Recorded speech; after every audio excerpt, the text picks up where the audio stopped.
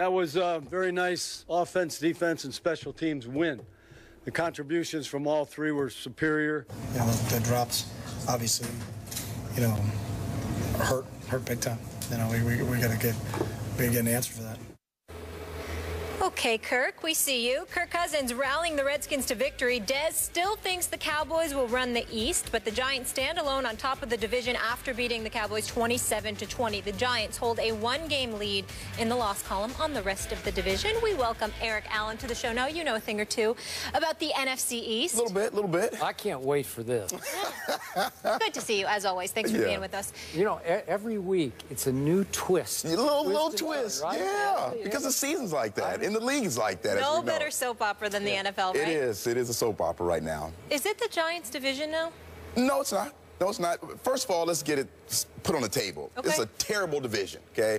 Not very good football. Offense is all over the place. Defense is all over the place. So basically, they're fighting between themselves to find out who's going to represent the NFC East. There's not going to be no two teams, and this could be a big argument for maybe reshuffling the playoffs, because I believe that the winner of the East is not going to be a very good team, maybe 9-7, 8-8, whatever.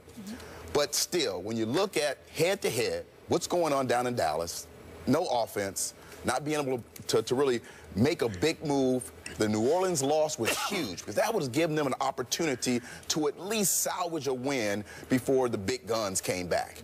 You saw the Giants and Eagles matchup. It wasn't even close. The Eagles defense really played well. That was the beginning. That was their opening up party. Up front, did an outstanding job of dominating the Giants' offensive line.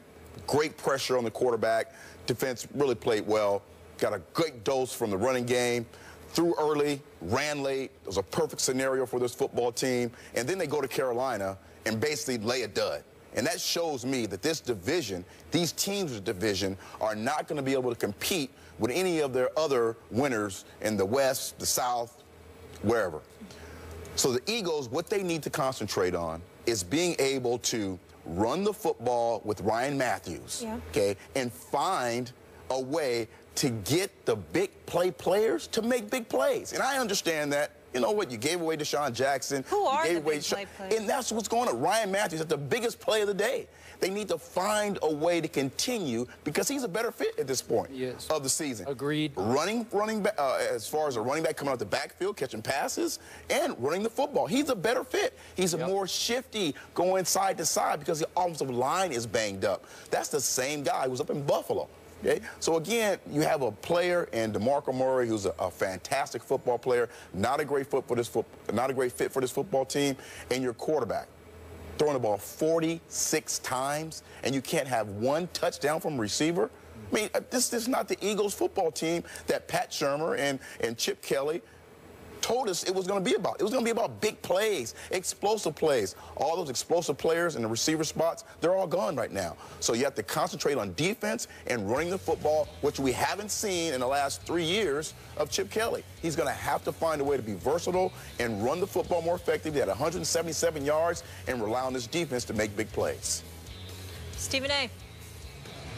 Well, listen, I don't think that anybody can say that the NFC East belongs to anybody. I mean, the reality of the situation is that based on what we've seen from the Giants thus far, the inconsistency of the Redskins, which, by the way, Kirk Cousins got a lot of nerves yelling into the camera. I mean, good Lord have mercy. Really? Really? You? I guess that everybody's entitled to their moment, because he certainly doesn't have many of them. But kudos to him.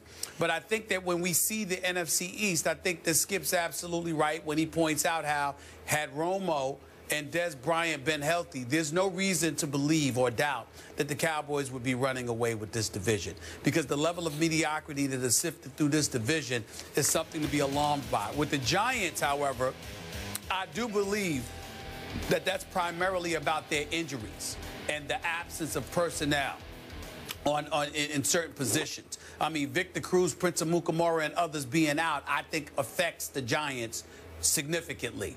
In the case of the Redskins, and the Philadelphia Eagles, I just think you have mediocrity. For the Redskins, it's on the offensive side of the ball because they don't have a quarterback who's consistent. For every week that he wins you a game, he throws interceptions the next 2 to 3 weeks, okay? In the case of the Philadelphia Eagles, we have Boy Genius and Chip Kelly, whose offense has been anything but because of the personnel he handpicked to lead that offense. So I think in the case of Philadelphia and the Redskins, you have mediocrity on the offensive side of the ball, although I think it's an easier fix for the Philadelphia Eagles than it is for the Washington Redskins, whereas in the case of the Giants, it's primarily due to injury. So we're really not going to know what this division is made up of until Romo and Dez get back. But by that time, Victor Cruz and Prince Amukamara should be back. And the combination of some of the other guys injured for the Giants, I think it'll come down to the Giants and the Cowboys, assuming both are healthy at the same time. I'll buy that. Yet, my takeaway from last night was, as a Cowboy fan, as disappointed or devastated as I was by the loss, because it was a giveaway loss, the Giants just aren't very good to me. That's a flawed football team. And then I got to sit and watch your old team, the Eagles. They're not a real good football team. Right. Pretty mediocre, as you suggest. Sam Bradford's not that guy. He's not physically and mentally tough enough after all the injuries and the punishment that he's taken to be that guy to run your team, your offense, and take it to the promised land. In fact, I must admit, I feared Mark Sanchez last year more than I fear Sam Bradford right now. Yeah. I just do. And we know what the ultimate accident waiting to happen to me is Mark Sanchez. But he also is, he's a talented young man. Yeah. He can throw it. He can run it. They started running the read option with him last year at Dallas. They ran it 8 times, and I think he had a bunch of, crucial third down yardage. So, again, I don't fear Sam Bradford. I still don't fear Eli and company, even though Eli should be the best quarterback in the division. Yeah. And yet, my Cowboys last night found something. Darren McFadden looked like Arkansas Darren McFadden. Man. I got to tell you, he did. He did. He looked like that college guy, right? Over them. Wow. And so they have 233 total yards rushing, and he gets 152 of them. Is that right? 150? Yeah, 152 on 29 carries. And I'm thinking, if my Cowboys still just one game back in the loss column in the East, if they could just figure out a way to win 2 of the next 3, you get 2 home games, your Eagles, let's go Seattle, then your Eagles, after they're coming off a bye, and then they go to Tampa.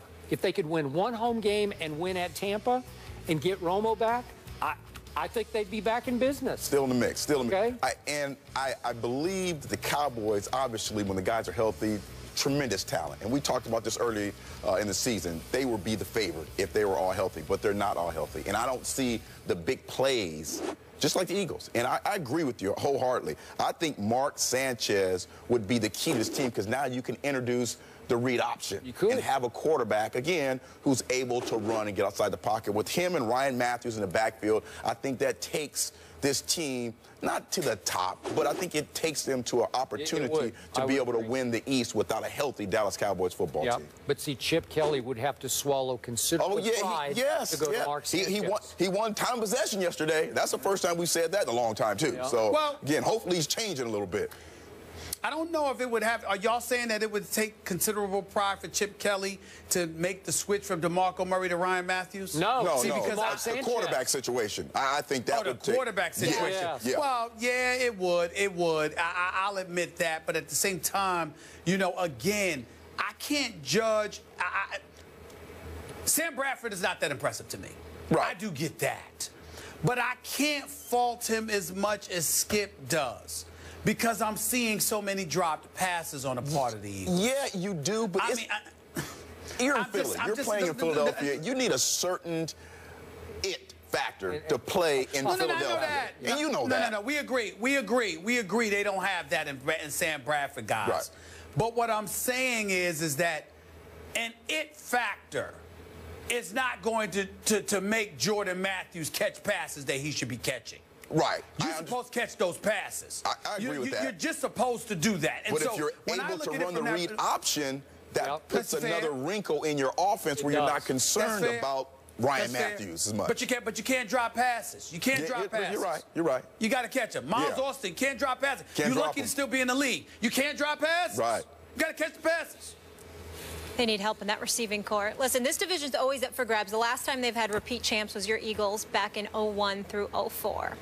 Eric, you're sticking with us? Yes, I am. It was your time, wasn't it? Or were you in the... I was on another coast back then. Okay. All right. Everyone is talking about Greg Hardy's sideline incident with Dez Bryant. The Cowboys are saying everything is fine, but should Jerry Jones do something about Hardy's outburst? We'll get into that coming up. This is a witch hunt. I'm sick to death, dead wrong. The odds are in your favor. No, you don't. High and dry. It's unbelievable. Tell me you can't close that deal. I won the fight.